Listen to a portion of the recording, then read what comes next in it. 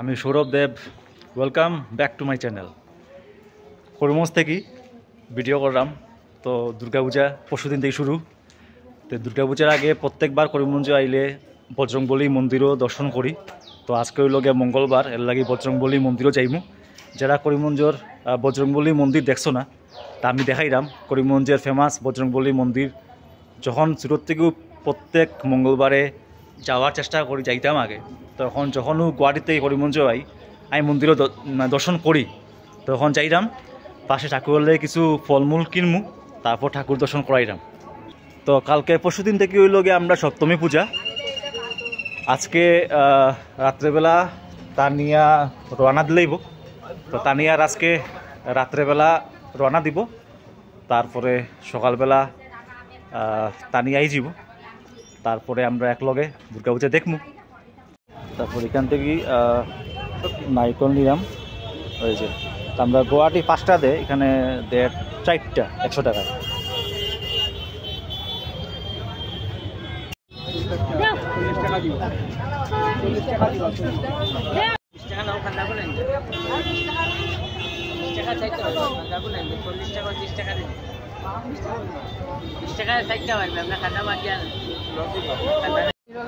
তারপরে এখানে মন্দিরে চড়ানির লাগি এখান থেকে লাড্ডু নিলাম।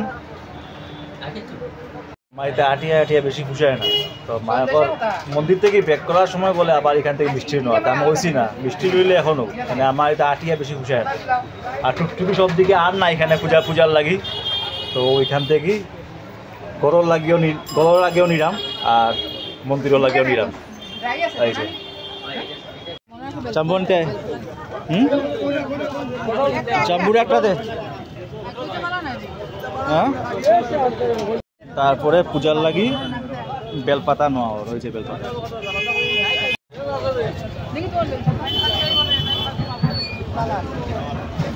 ফুল বেলপাতা সব লইয়া বইছে এখানে পূজার লাগি। এই যে বজরংবলী মন্দির যাওয়ার পথে এখানে মদনমোহন আখড়া আছে, তো এখানে মায়ে একটা দর্শন করিয়া যার। এই যে মদনমোহন আখড়া করিমগঞ্জ, যে মদনমোহন আখড়ার ঠাকুর। মদনমোহন আখড়ার মধ্যে অন্নপ্রাশন সব ধরনের প্রোগ্রাম হয়। এই যে বৈষ্ণব সেবা মানুষের দেয় এখানে। খুব সুন্দর মন্দির। এই যে কীর্তনও এখানে বছরে একবার, খুব সুন্দর করছে, সুন্দর মন্দির। তা উল্টা দিকেই দুর্গাপূজা ওর, এটা মদনমোহন আখড়ারও মণ্ডপ, এখানে দুর্গাপূজা হইব। হয়েছে এইদিকে গিয়ে মদনমোহন আখড়ার মধ্যে নতুন শিব মন্দির বানানি হয়েছে, এটা আমিও দেখছি না। তো এইবার আইয়া দেখলাম এখানে শিব মন্দির বানানি হয়েছে। ওই যে উপরে এরকম সিঁড়ি দিয়া উঠিয়া আমি দেখাই। আর সব দিকে সিসিটিভি লাগানি আছে, যে লেখা আছে আপনি সিসিটিভি ক্যামেরার নজরে আছেন। আর এই যে মন্দিরটা, শিব মন্দিরটা নতুন কনস্ট্রাকশন হয়েছে। এটা ওই যে এখানে মন্দিরের রাইট সাইডে পড়ছে। ওই যে শিব মন্দির, এটা মদনমোহন আখড়ার এখানে হরিশ্বর মহাদেব মন্দির।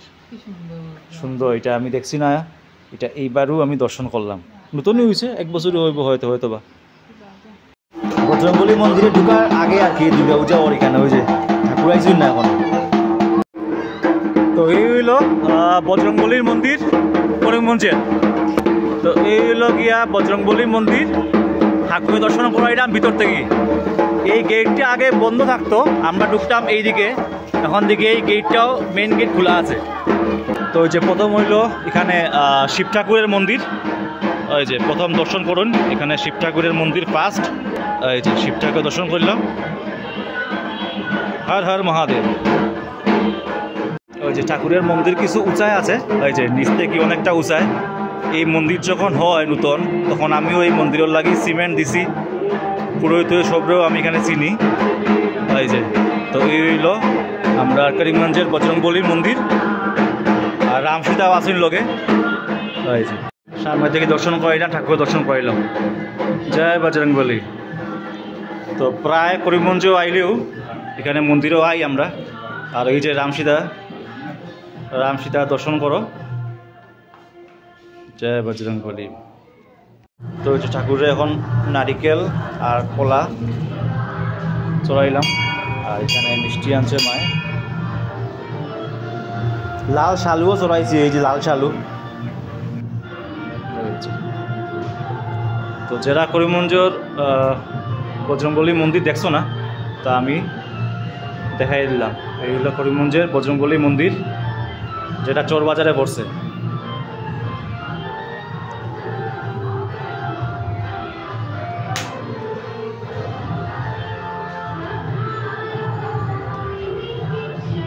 ঠাকুরের পূজা হয়ে গেছে, ওই যে পুরোহিতে টিকা লাগাই দিছে, মারও লাগাই দিছে, আমারও লাগাই দিছে।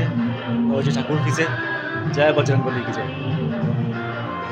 মন্দিরের ক্যাম্পে আছে যখন একটা বড় বট গাছ আছে, এখানেও ঠাকুরের মানুষে প্রদীপ জ্বালায়, এই যে বড় বট গাছ। আর এই হইল মন্দির থেকে বাহানির গেট। মূর্তি নিয়ে যার, তো ওই যে মূর্তি নিয়ে যার। পরশুদিন সপ্তমী, কালকে ষষ্ঠী পূজা, মূর্তি নিয়ে যার এখন।